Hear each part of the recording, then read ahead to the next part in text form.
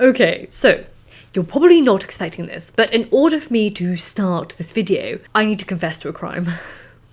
It's a small crime that I committed as a teenager, but it's a crime nonetheless, and I'm going to own up to it. Preface. I had a really horrible English teacher at school. She used to belittle me and others a lot and scoff at whenever we made mistakes. It was deeply patronising, often laughing out loud, and sharing with the class mistakes that I made and other people made from their exercise books. Now this was 15 years before myself or anyone else knew I was dyslexic, so many of my mistakes were down to a disability. But like I said earlier, I wasn't the only one she did this to, and she was very much disliked for it.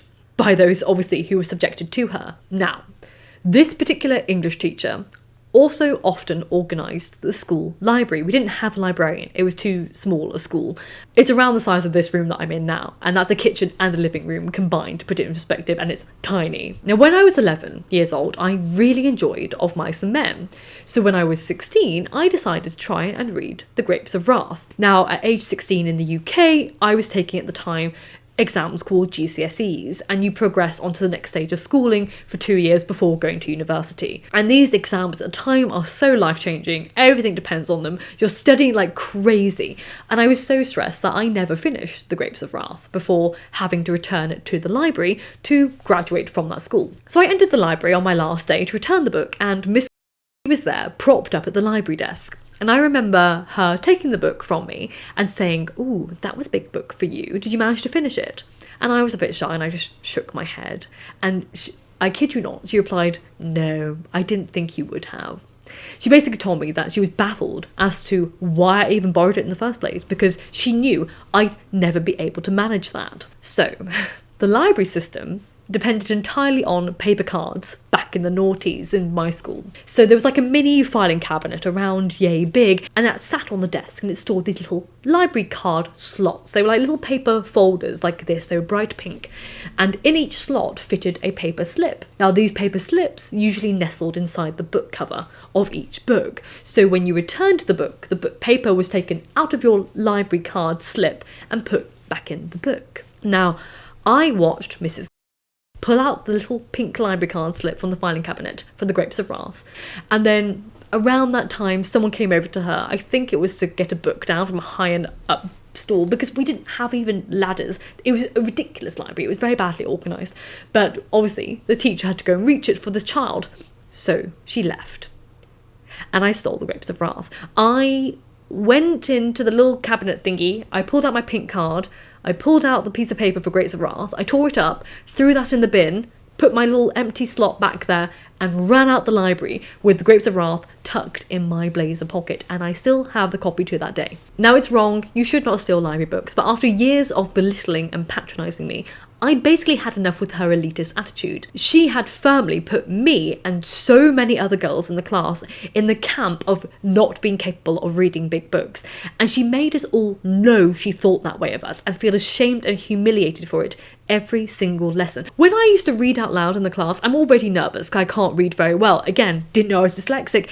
Every time I mispronounced a word, she would laugh. Similarly, my next English teacher didn't understand why I was applying for English literature and classics at university. She advised me again and again that I wouldn't be able to handle the texts, especially ancient texts, and she said that she was more concerned that I'd end up dropping out of university in the first year because I wouldn't be able to read them, I'd find it all too hard. Obviously I went on to then go to do a PhD in classics specialising in literature.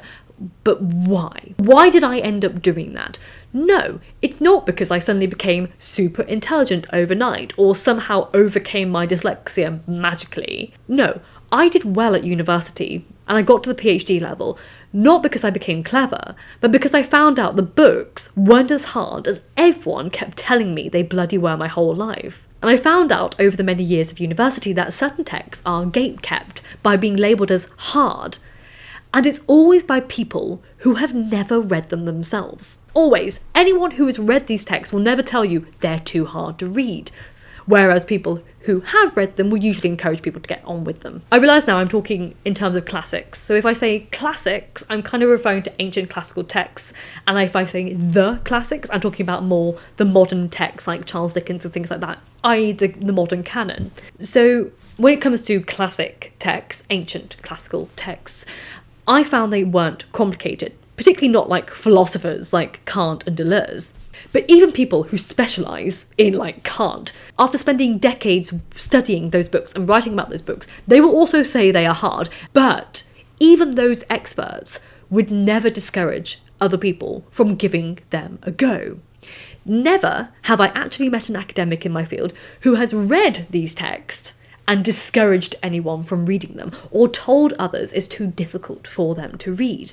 The only people I've ever heard use that kind of verbiage are people who have not read the text themselves and don't want other people to try and read them, because that will result in other people being more well read than them, and they're too scared to read the text themselves, so they rather look superior by judgmentally casting this idea that texts are too hard for other people. Now, looking back at my childhood now, knowing what I know and knowing more about society, I can see things that I didn't see as a child. The girls that my English teacher mocked had several things in common. Most of us had either a learning disability, diagnosed or undiagnosed, or were neurodivergent. But all of us were from working class families or poorer backgrounds. Now, at the private school that I went to, there was a notable difference between how some teachers treated those of us who were there by means other than our parents paying for tuition, which in most of our cases was charity. And then sometimes it was sometimes scholarships and things like that, but primarily it was charity. Now, this experience of being treated differently is something others have studied, and it's not exclusive to the working class experience. Obviously, issues such as race, if you're in a school where the primary language there is actually your second or third language, etc. But in this context, I'm going to minimise this discussion down to a couple of people that I've noticed talking about working class experiences. This experience of being treated differently because of one's background has been studied and written about extensively. And in this discussion, we're talking about working class in particular. So Professor Diana Ray is a Cambridge professor who was the eldest of 8 children who grew up on a council estate. When researching for her book, Miseducation, Inequality, Education and the Working Class, Ray discovered that even within the same school, working class children were treated differently. Quote, "The working class experience of education has traditionally been one of educational failure, not success.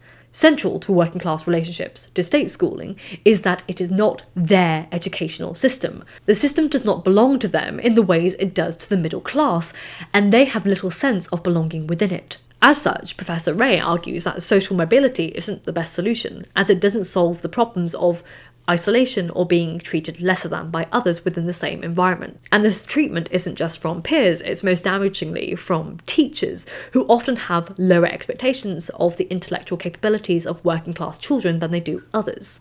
Now, obviously, this isn't just a case about working class people. This is something that covers many realms of the world in terms of whether your racial background, whether you are from an immigrant family, if you're second generation or first generation, if you're in a school environment in which the primary language is your secondary language, or if you are physically disabled or, again, learning disabilities. There are a multitude of reasons how this will impact other people. This is just one example of it. But you're probably wondering why I'm talking about the schooling system at all when we're talking about a video about reading. Well, it may seem to you I've gone on a tangent, but all of these examples that I've just listed, from working class to racial backgrounds, these earliest life experiences is when we adopt certain mindsets from authority figures. And it is here that many of you who've clicked on this video hoping to relate to it develop the belief that ultimately determines how you perceive certain subjects and your ability to engage with them. Literature is just one of them. And if we are made early on in life to feel like an outsider to an elite culture, in this case being high art or high literature, we are more likely later in life to reject them. And this rejection may take the form of disdain for certain things, or it may be just, I can't do that. Many of us associate high literature with snobs who treated us badly, or we didn't like the personalities of. Or we have the underlying belief that said snobs who told us that these texts were too hard were in some way superior to us, because they were somehow born superior to us and therefore have an innate ability to understand things that we never can. This is the lesson that we are taught in school, particularly around literature. As Pierre Bourdieu explains in his text Cultural Reproduction and Social Reproduction, education and high culture, such as classical texts or the canon, are tools of social distinction, not inherent measures of intelligence. Quote, The educational system reproduces all the more perfectly the structure of the distribution of cultural capital among the classes and sections of a class, in that the culture which transmits is closer to the dominant culture, and that the mode on inculcation to which it has recourse is less removed from the mode of inculcation practiced by the family. In short, an institution officially entrusted with the transmission of the instruments of appropriation of the dominant culture, which neglects methodically to transmit the instruments indispensable to the success of its undertaking, is bound to become the monopoly of the social classes capable of transmitting by their own means, that is to say, by the diffuse and implicit continuous educational action which operates within cultured families. The instruments necessary of the reception of its message, and thereby to confirm their monopoly of the instruments of appropriation of the dominant culture, and thus their monopoly of that culture. I know, the guy could use with a few more full stops, that was a long sentence. Things like that can be exhausting to people who have never read text like that before. I get comments all the time going, what was that section? I'm here to basically say, he's saying a lot of things repetitively that's actually really important. He could summarise it. Most philosophers and theorists could really just shorten their sentences a bit, but they'd like to puff it out a bit. Basically, the principle of what he's arguing is that gatekeeping by scaring people off, or by kind of infringing upon these limitations upon people from a young age in the educational system, i.e. that book's too hard, or laughing and mocking at them, is actually gatekeeping, because people don't want people like those children to associate what they admire. They don't want to make that connection. My teacher clearly had a bit of a snobbery, as she rather mocked the girls from poorer backgrounds or with learning disabilities or neurodivergences, to discourage them from engaging with those texts, because she doesn't want to make that link. And this is a subconscious thing. They don't want to associate with people like that because they have an innate snobbery around the things that they're teaching. It's not all teachers, but it can come out, which is why certain people go, oh, that text was really hard. But I'm here to tell you that just because a text is challenging doesn't make it impossible to read. Now, this isn't me saying that there aren't difficult or challenging texts. The extract I just read was really hard for me to read. And obviously, there is a huge difference between reading James Joyce's Ulysses or Nietzsche and then reading Sally Rooney or Ian McEwan. I love the latter. But with these instances, I prefer to use the term challenging over hard. You see, a hard text implies a text that's impenetrable, one so convoluted that you're developing headaches and popping aspirin every hour to digest it, which is my experience with Deleuze primarily and Kant, but certainly not texts like Plato and Ovid. And yes, a lot of ancient and classic texts are dense in their meaning, but reading them only requires spending a little bit more time on them. Not a bloody brain transplant or better genetics. It requires looking things up now and again on Google or in a book, which everyone is capable of doing. We are all capable of giving more time to text regardless of our level of formal education or our learning disabilities. Yet my teachers, I'm sure many of yours, made me feel scared of these hard texts, so much so that I never tried them for myself until they were forced upon me by a reading list at university. Once I was exposed to texts and discovered them myself, I have found out that I love the challenge of reading books that are dense, that force me to slow down. I enjoy texts which are so dense that I can tear them all apart and dissect them and look things up all the time, because I like that version of the reading experience. I get pleasure from doing that. That's not a pleasure that's shared by everyone, but that doesn't make me more intelligent than anyone who doesn't enjoy doing that, or those who take a little bit more time to warm up into doing that, or only do it rarely. That's not more intelligence, that's just someone who enjoys a different way of reading. That's it. But teachers never explained that to me regarding challenging texts. They didn't tell me that a challenging text isn't hard, it's actually just like a puzzle that you have to piece together. One in which you have to employ outside knowledge like codes and riddles to find out the knowledge, the intertextuality, the history and the culture behind it. All my teachers told me was, it's too hard for you. And I'm sure many of you can relate to that sentiment. And when you tell someone something is hard, particularly a child, and yet give no guidance on how to approach it, you're effectively telling them they're not capable of doing it. It's kind of like an educational version of the coded term when you go into a shop and the shop assistant says, "Oh, that's very expensive, that's too expensive." The hint of their judgment and perception of you is in the subtext of the tonality. So let's actually talk about and confront the issue here at hand. Why are classics challenging to read? Let's not beat around the bush. There are a lot of real barriers when it comes to reading classical texts or other older texts which make up the body of high literature. The first is the most obvious one, and that primarily applies to contemporary texts. I say contemporary because I'm thinking of ancient classics and modern classics, but hear me out. Language. So old-fashioned prose is really unfamiliar to everyone when we first come across it, particularly if you weren't taken to Shakespeare plays when you were a kid, or you didn't have a random literature professor as a parent reading Chaucer in their spare time. You're going to have a shock to the system when you come across this language. Now, my advice purely here is to read everything out loud at first in old-fashioned prose. Trust me, it makes way more sense to read it out loud because then you understand what they're saying. It's actually more phonetic in most cases. It makes way more sense. And then when you get familiar with certain words, you can tend to read it more naturally then. Another main issue when it comes to classical text being hard is academic gatekeeping. Obviously, we have an example here of Pierre Bourdieu kind of like bulking out his sentences, making them incredibly long, incredibly dense, incredibly repetitive, very useful, but also not that useful. That kind of bulking out of understanding of text can make it a little bit hard for people to follow. And also, as someone who doesn't read ancient Greek and doesn't read Latin anymore, I haven't practiced Latin in over a decade, I get told all the time I'm not a real classicist, and I haven't even read the ancient texts at all because I never read them in their original language. And I've been told that since I was an undergraduate, and primarily by outsiders, by like other people. I mainly got told that by customers in my bookshop, funnily enough. Now, being told I'm not a real classicist is a prime example of the bourgeois class biases, which Bell Hooks writes extensively about in Teaching to Transgress. Ironically, on page 181, she echoes the sentiment we spoke about earlier regarding wealth and being in the private school sector, mentioning how even at university, receiving financial aid diminished the student in that way. Anyway, back to this argument. The idea that I, someone who doesn't read Latin or ancient Greek, can even get a degree in the subject is offensive to many, and many would refuse to call me a classicist because of it. This, Bell Hooks notes, is because it challenges, quote, the bourgeois biases that shape pedagogical process, particularly as they relate to epistemological perspectives, the point from which information is shared.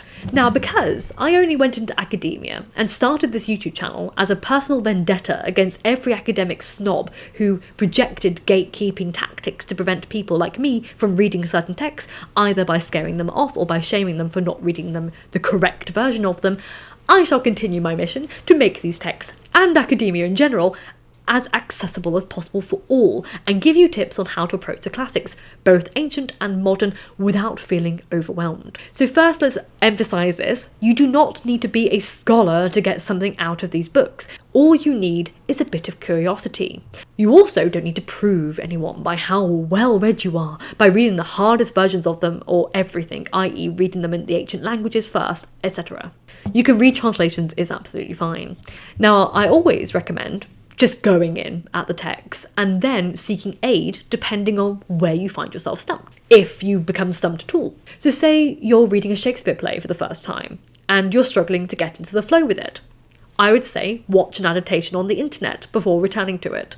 You can see what the plot line folds out like. You can hear how it is spoken. You can hear the rhythm. And then you can probably even imagine characters speaking it when you come back to the texts. There may be also other formats you prefer, like webcomics or YouTube videos explaining the story that will give you a bit of boost to get back into reading the text. Now, when it comes to both Shakespeare and Chaucer in particular, there are translations of Chaucer into modern English, but I say this not as a snob at all. It's so fun reading Chaucer in Middle English.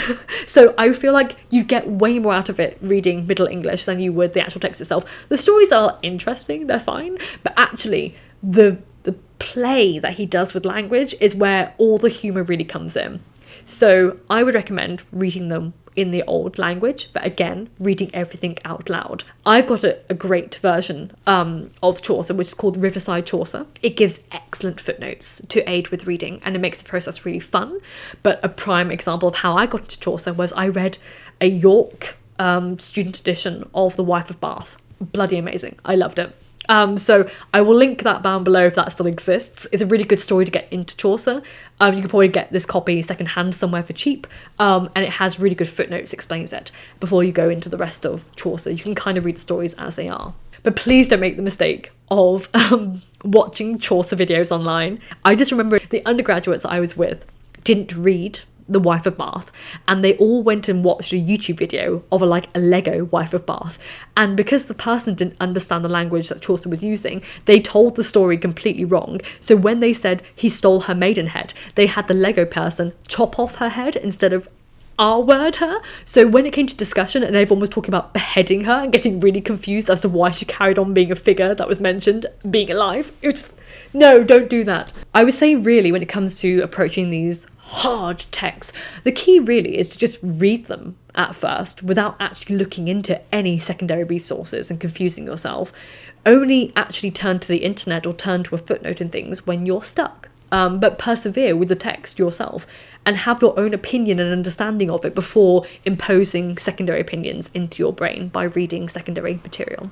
This is a long video to basically say the best readers aren't the ones who know everything, they're the ones who keep asking questions. Please don't feel scared of those stupid hard classics. If there's any particular book you want me to cover, like from Ovid's Metamorphoses, things like that, I'm happy to do videos on how to read these texts or the fun things you can get from these texts. Please leave them down below. I have a Google form where you can send requests down below. You can also leave a comment, but I'm more likely to see the Google Doc form come into my email box. So have you ever struggled with a classical text? And if so, what helped you push through it? Just remember, you are 100% intelligent enough for the classics, both the classics and classical texts. You don't need anyone's permission to read them, and you can certainly do it by yourself. But they are not hard to understand as long as you have the patience to want to learn to understand them. Thank you so much for watching today's video. If you enjoyed it, please consider liking and subscribing, sharing the video, and just leaving a comment if you want to. It'd be lovely to hear from you. Thank you as always to my Patreons, and I will see you soon for another video. And remember, books save lives, so keep reading.